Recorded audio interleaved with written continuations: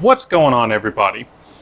Today what we have here is we have a 1982 Huffy Pro Lightning, and I don't mind saying this. I can't believe I'm saying this.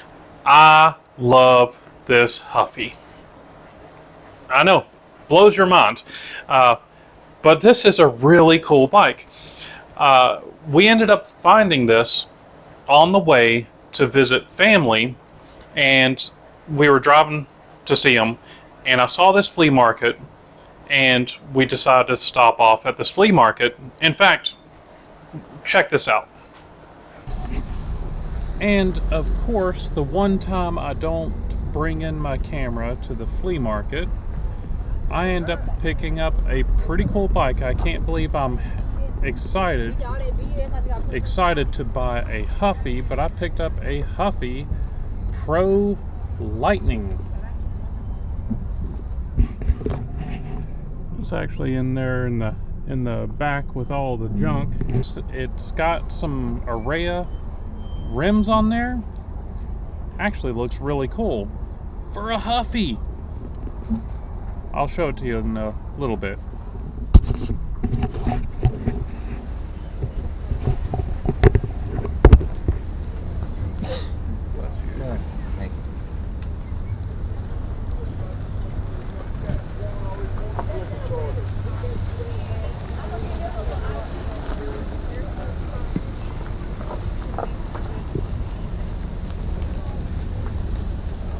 As you see, there's really not much to show, because like a dummy, whenever I went into the flea market, we were parking the car and I was kind of looking in, and I really didn't see that much going on. I didn't see a lot of interesting things, so instead of being hassled with carrying the camera around, I decided, you know what, there's been enough flea markets on YouTube. I'm just gonna leave my camera behind, and I'm just gonna go in, try to enjoy myself with my son. We're gonna try to have some fun, look for some tools, and I'm walking around looking as usual, and then I see this from the distance, and I could see the black and the gold, and I could hear the angels singing. And as I got closer, I was getting more and more excited, and then I saw Huffy, which really brought me down quite a bit. But whenever I started looking at it, I noticed that this is a really cool bike. Now, I was riding, me and my brother, we were riding Huffys back in 1982. In fact, we had a Huffy Racing 30 bike. We rode the snot out of that bike, and we didn't have very many problems with them, just normal routine maintenance to them.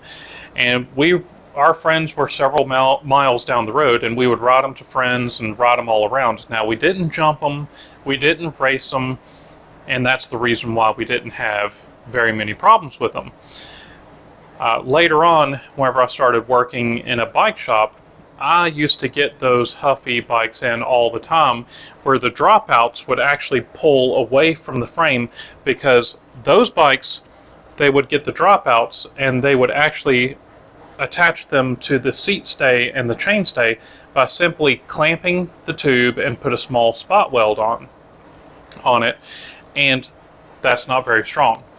This bike right here is the complete opposite of that bike. Whereas that bike was being held together with chewing gum and spit, this one actually was well made. This one, the dropouts are fully welded on there, and this is made in Dayton, Ohio, home of Huffy.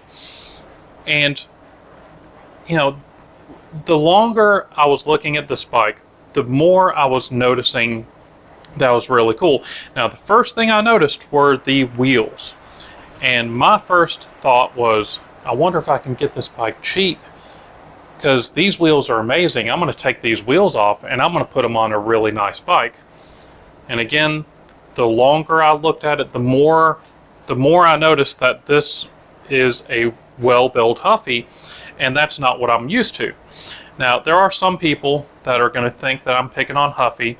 There's some people that are going to disagree with me, that Huffy didn't make good bikes, and for the most part they didn't.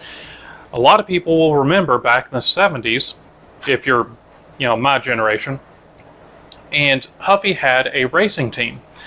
And what a lot of people don't realize is those Huffies were not Huffies. They were actually made by a company called Serrata, and they would put the Huffy decal on there. And on commercials and magazines, you'd see these Huffy team riders winning races on a Huffy, and it was a marketing scheme because you would see that, and on the weekend you would go to your local Kmart and you would buy this Huffy road bike that would look a lot like the one that was being raced on, and not realize that they're different bikes. Introduction to speed, who has it and who doesn't.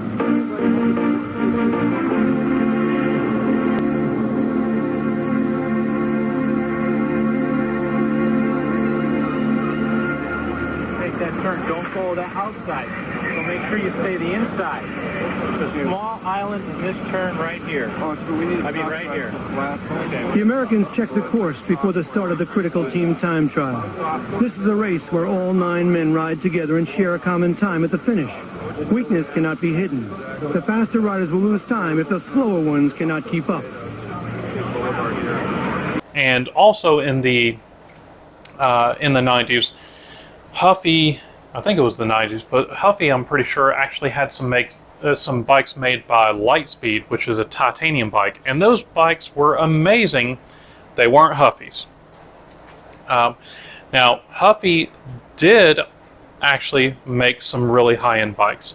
Around 1997, Huffy actually started having some bikes made that were made out of carbon fiber and aluminum. Now, they didn't make them themselves, but the difference between the bikes that were being raced in the 70s that the team members would race on, but it wasn't available to the public, these bikes I'm talking about, the pros would be riding the snot out of it, and then the consumer, could go to the local bike shop, because that's where these bikes were being sold, and you could buy a carbon fiber Huffy, and those were real Huffies.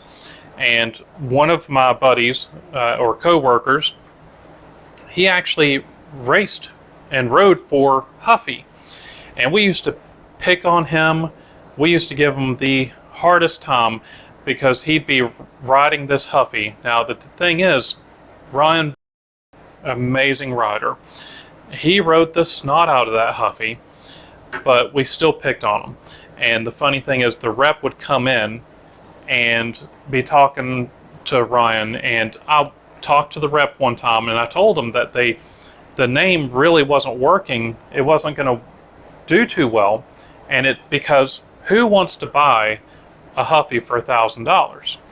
And the rep said I didn't know what I was talking about. Huffy's been around since 1800s and blah blah blah, and that they were doing great. Well, those bikes only lasted a few years before Huffy decided to pull the plug, because, again, as I predicted, nobody wants to spend a ton of money on a bike that says Huffy. They're just going to go buy a Trek or a Specialized. So going back to this bike really surprised me with the fact that it has the aero tubing on here. That's really cool. There's even a gusset that's put on here to add a little bit of strength. You've got the aero fork, the anodized looking handlebars. Now these are just chrome bars with a gold clear paint that's been put on there. Still looks great.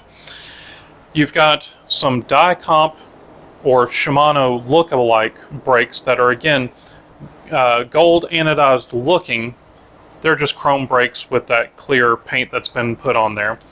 You've got what looks to be like a Redline chain wheel on here. It's a steel chain ring that's been painted gold. But again, it's like this bike just kind of blew me away. And what I'm going to do is I'm going to clean this thing up, and I'm going to put it up on the wall. Now, put down below how much you think that I paid for this bike. Okay, because I don't think I've mentioned how much I paid for this bike. Did y'all do it? Did you put it down at the bottom? Okay, pause it. 6.5 hours later. Alright, here's what I paid for this bike. I paid $45 for this bike. And that was a steal because the wheels alone are worth more than that. So, tell me what y'all think I should do with this. I do believe I'm going to hold on to it. I don't think it's going to be for sale. But I'm going to pull this Diamondback down from the wall, and I'm going to put this up after I'm done cleaning this up, which may be a future video. So with that being said, tell me what you think about this bike. Tell me what you think of the story. So if you did like this video, please give me a big thumbs up. Don't forget to tell your friends. Check out some of the other videos on the corner of the screen. Don't forget to subscribe, and I'll see you in the next one. Thanks.